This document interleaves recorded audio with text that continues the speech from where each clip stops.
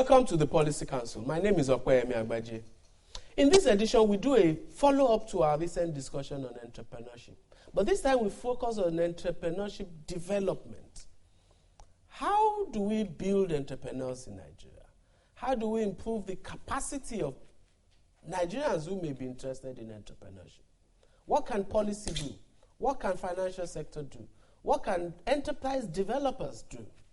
I have a guest who is very well qualified to discuss the topic. Enjoy the program.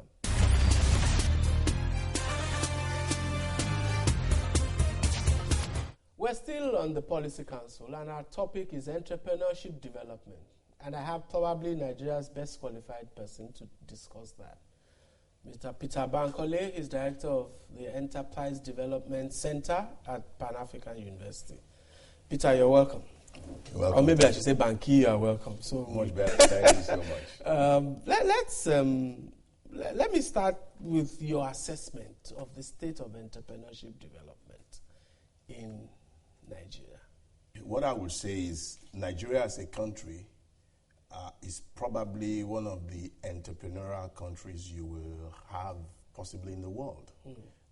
Everywhere you go, you will see that enterprise spirit in the average Nigeria is there. However, we do not have the mechanism to help to nurture most entrepreneurs beyond what I call the subsistence level. So majority of us are playing at the very low value adding stage. And we need to put together structures that takes people to a real higher value type entrepreneurship. Okay, and that's where institutions like yours come in. Are we doing that, or what's your assessment? Again, there are two challenges. First is we do not have a way of regulating and also benchmarking the quality of delivery of what I call the BDS providers. What's BDS? That is business service development providers. Okay. And it means that anybody can just come out and provide anything. So when you don't benchmark, when you don't rate, when you don't rank, when you don't accredit, then you make it a free-for-all. So that way, the person that really loses is the receiver of the service. Because who often pays for it. Who will pay for it, but don't know whether I'm getting the real value for what I'm paying for. Just like we have in the school system. Some schools will charge a lot higher than some other schools. Why? Because you can see the quality of output. You have to do exactly the same thing for those that are supporting entrepreneurs, if truly you want them to go to the real high next level. Okay, tell us about your own institution, the Enterprise Development Center. What's your strategy? And what impact do you believe you have had on entrepreneurship or enterprise development? EDC, for short, came to existence under 10 years, precisely 9 years ago. And the whole concept of the center is to help to intervene precisely in this gap that we have seen. And we are broken down into 3 areas. The first is the capacity building. And majority of the players we see today operate mostly within that capacity building phase. We can compare it to a 3-course meal where you have the starter, the main dish, and the sweet. Now, for the starter, training indeed is like the starter, where you teach the principles, they have a clear understanding of how it works. Now, if you stop at that, you have provided knowledge to that person, which is okay, but it's not good enough. Because that knowledge must be transformed into behavioral patterns. And it is the only way to transform that into behavioral patterns is through what we call the value-added services. Now, that value-added services for us is the main dish. Because this is where you take the person's hand and move from knowing into doing. Unfortunately, most of the providers stops at training because the one that is very difficult is that transition of knowledge to behavioral patterns. And that is why we came in, because we have the capacity to be able to leverage. One, on the networks that we have, and also to be able to link up with international peers. And then the third one is that increasingly, majority of entrepreneurs are finding it difficult to access finance. So that is the last barrier. That's why I call it the sweet, that with the sweetener on that entire process. These are the three fields in which we act, and this is how we try to resolve the developmental process. Okay, thank you, Peter. We'll take a short break, and then we'll be right back to go further in this discussion about entrepreneurship development.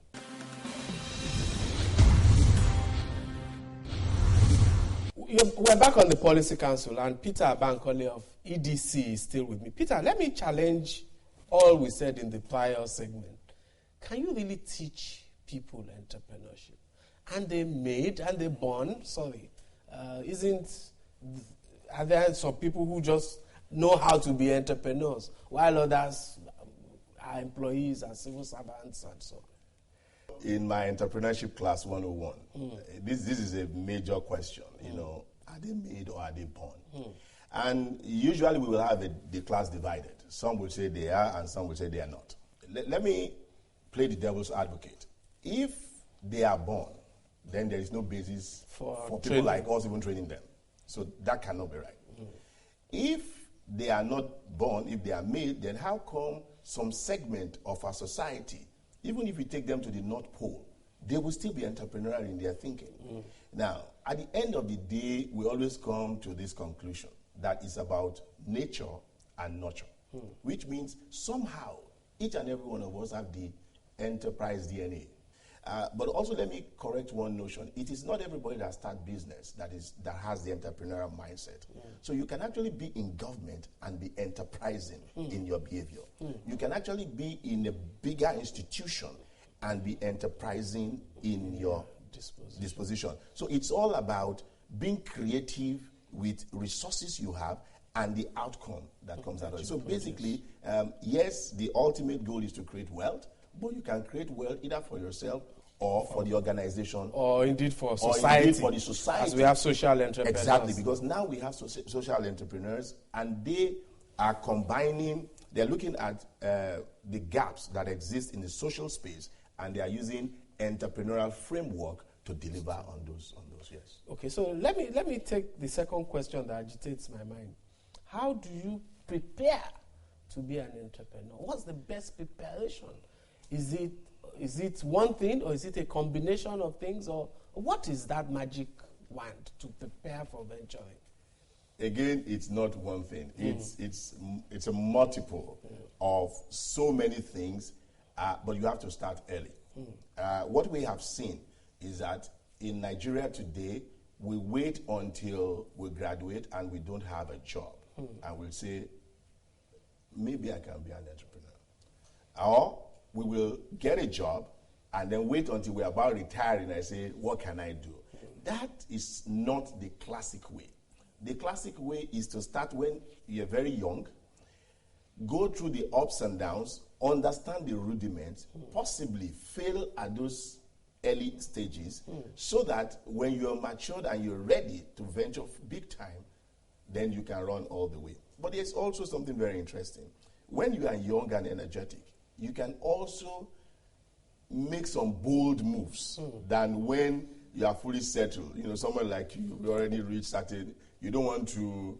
You have to pay school fees. You understand what I'm saying? So you have to think about so many things. But as a young guy, I have nothing to lose. So I can launch, I can venture.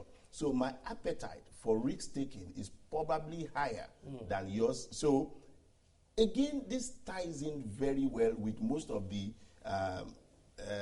developed economies, especially the United States, where deliberately from primary school, from secondary school, you are actually being taught to create wealth. Unfortunately, in Nigeria today, prior to the tertiary level, we still are not focusing heavily on enterprise development here. But as an expert in the field, what have you found to be the major challenges that militate against successful entrepreneurship in Nigeria? I can summarize it into 6 key areas, which we gave an acronym called MISFIT. So MISFIT is basically why entrepreneurs are not being successful in Nigeria as they should have been. M is the lack of access to market. I is the lack of infrastructure. And again, coming out of one of the workshops recently, I understand if you're taking goods from here across to Niamey, for instance, that cost of delivering that product, 40% of it is actually in the transportation along that side, plus custom dues and things like that. The third, and then for, of course, power is a major issue. So again, there are so many things. The S in the misfit is support services, lack of access to support services. And then the F is the lack of access to finance. The second I is information, lack of access to information. And because of information, a lot of SMEs perish. It's a big issue. And the final one is the lack of access to appropriate technology. But really, misfit for me is a major constraint to SME growth. Okay, we'll come back to misfit in the final segment of this program, but let's take another short break. We'll be right back. My name is Femi Drojayi. Welcome to the New Lagos, where things are improving every day. I work on the island and live on the mainland, but that's no longer a problem. With improved roads, I get to work faster. Sometimes I even leave my car and use the BRT bus, which is comfortable, fast, efficient, and reliable. After a hard day's work, the nights and evenings are even more fun. The streets are better lit, and the city is more secure. So I can catch my phone in peace. I pay my taxes because I want to continue enjoying the good things a big modern city like our Lagos brings. So it's my taxes that makes them real.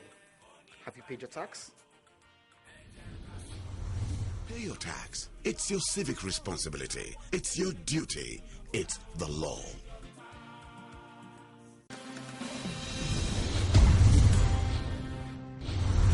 You're welcome back to the Policy Council. Banky, let's talk about the policy environment now. And I want to take some programs one by one and have your assessment and your view on them. First, the You Win program.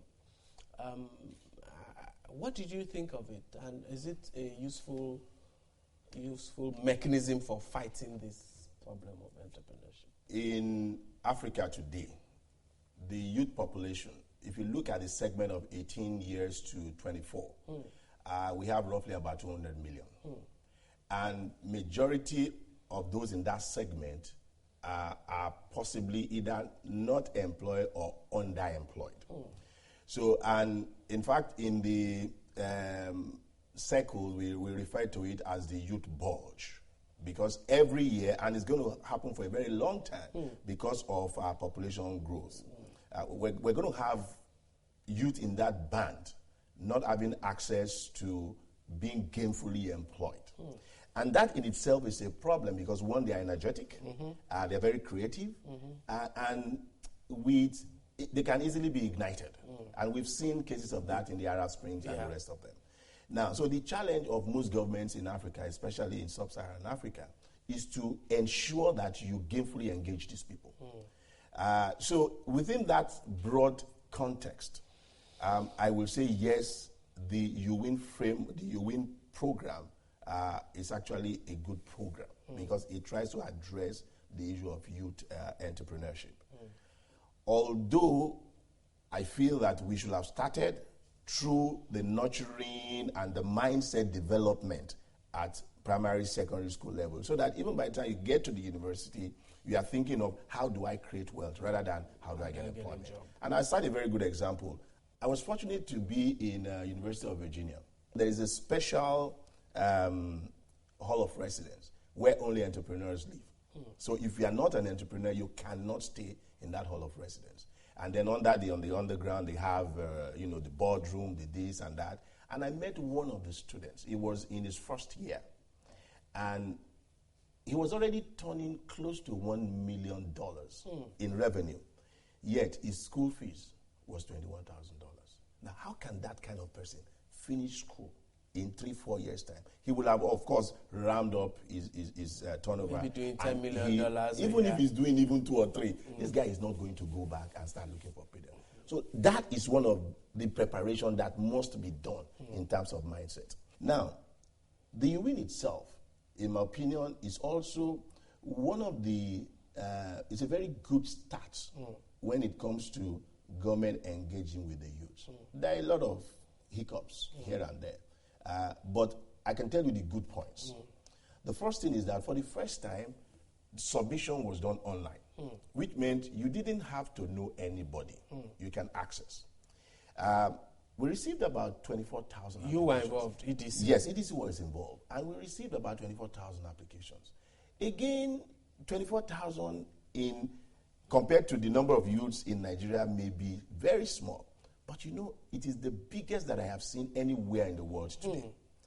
And then this 24, again, went through some kind of criteria selection and all that to whittle down to 6,000 that actually went through training prior to writing their business plans. Now, and then, of course, a lot of international organizations were involved as well. The World Bank, the DFID, even partners from the UK came to do quality assessments and sometimes even the training. So I was very impressed because the system was very transparent. So there was no room for playing in any form. And then it wasn't until the business itself was certified, this is a good idea, it can run. That is when they now do the linking with the name and then informing these people. Even post-award, they're looking at boot camps, supporting these guys for 1 year and so many things like that. I think what is important is for government to stay on course and make sure that they bridge that trust, because right now that trust is very low. So we need to bridge it. Let me take you very quickly to another issue, the policy around compulsory entrepreneurship training in the university system. What's your view on that? Again, it's good, but there's so much latitude that most of these universities can play with. So if you go across university, you will see that there is inconsistency in delivery. And once you have that, you can guarantee the effectiveness. So it takes us back to your initial point about... Exactly. In class, you do not get more than, 30% in terms of impacting, in terms of knowledge and the development of the individual along the entrepreneurship path. 30% in class. The remaining 70% is out of class. So you have to design mechanisms that give them experiential learning beyond the class. In UK, for instance, and we're trying to adopt that for the next school term, where you actually have simulations where you play the game. You create your company, and they take you through 4 broad areas: sales and marketing, human capital development, operations, and finance. So every action that you take, you will see the effect on the bottom line. And for you are playing game, but you're learning significantly. And for the youth, that is the way it's happening. You will see it's the fun, but at the same time you are learning. And that is not embedded in the delivery mechanism that we have today. On that note, let's take a very short break and come right back for the final segment of this fascinating discussion with Peter Bankole.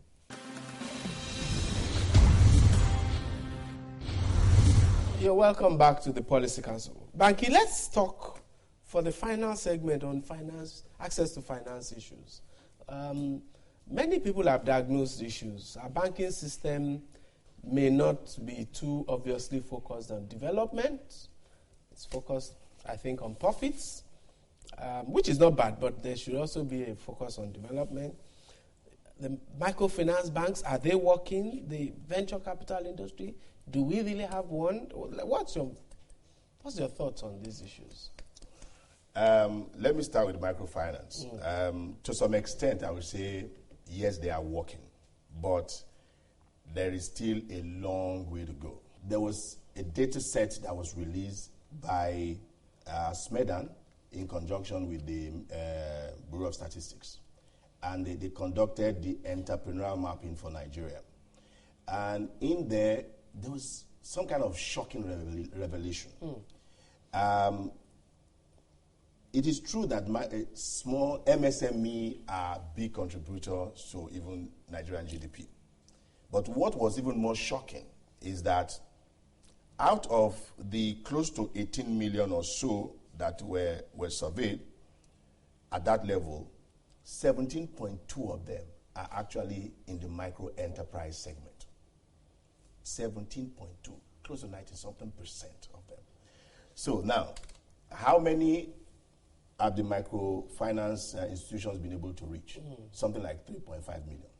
So there is a big gap. Of close to 15 million people. Something like that. Again, partly because majority of them are thinking all the time about sustainability. They are already situated in semi-urban or peri-urban type areas beyond that. So there has to be a mechanism where you incentivize them to go down the road. Again, that's the microfinance. The microfinance. And microfinance also doesn't have to be banks. In Kenya, for instance, we have those ones that are doing very well, and they are not banks. So again, we have all those kind of things. So it's a way of institutionalizing that kind of structure, so that you give confidence to those that they are reaching, but also there is some kind of exchange of value. Don't forget, each time when you are giving somebody money, two things are in your mind: the safety of that money and the interest element, pure and simple. So for developmental banks or institutions, what they play more on is the return, the safety of that fund, much more than the interest. Again, at the same time, they also have to be careful, because you don't want to give free money, even if you're going to get it back. You will distort the market, and you will even, in quote, kill that person that you are trying to help. So it's a mixture of so many things. But I can tell you, there are different things involved in the market. You have the likes of Diamond Bank, who is doing quite a lot in that space. You have the like of Stanbic IBTC, who is bringing innovation into that that space. Again, back of industry. I've heard so many things, positive, negative, and all that. But I can tell you that a significant number of my members are now having access to it, both at the semi-micro level and also the small business level. So again, what we truly need is what I call soft capital. Capital that is not hot. Capital that is not going to kill you. That will help you at the early stage before you stabilize. But capital without support, technical support, is not a sustainable one. And I think that is what is also missing in a number of these financing. How do you evaluate the role of SMIDAN and maybe BOI? You made a reference to BOI. In fact, in the last 48 hours, we've been in a workshop that tries to tie all these things around investment and small businesses and all that. And SMIDAN is actually a key player. One of the outcomes that we have seen is that SMIDAN need to move up the scale and become like the SBA, the Small Business Administration in America. And you also be like a quasi-regulator to those that are playing in that industry. Just like CBN is a regulator for the financial institutions. That is, when you're at that stage, you can do benchmarking, you can rate providers in that, accredit them, you can do a lot of things, and you can raise the standard of players there. When you do that, then the quality of the delivery goes up, the benefits to the entrepreneurs goes up, and so many things like that. This survey that they did, no individual business service provider can do that kind of survey. But at their level, they can do it, and the information we have received now is going to determine how we also play within that sector, because we can see opportunities very quickly. Oh, we're not looking at this before, but this is actually a good opportunity. We can hone in there. And we can begin to dialogue, not just with them, but also private sector people who may want, for whatever reason, help to solve those problems. Yes. Peter Bankole, Director, Enterprise Development Center, Pan-African University, EDC. Thank you very much for coming to the Policy Council. You're welcome. It's been a fascinating discussion. Thank you. Nice. We'll be back. Government wants our city to become a mega modern city. And so, government is providing modern markets for us to carry out our business. Now, this requires money. So, we need to pay our taxes to help government to help us. I pay my taxes. I hope you've paid yours. I pay. Pay your tax. It's your civic responsibility. It's your duty. It's the law.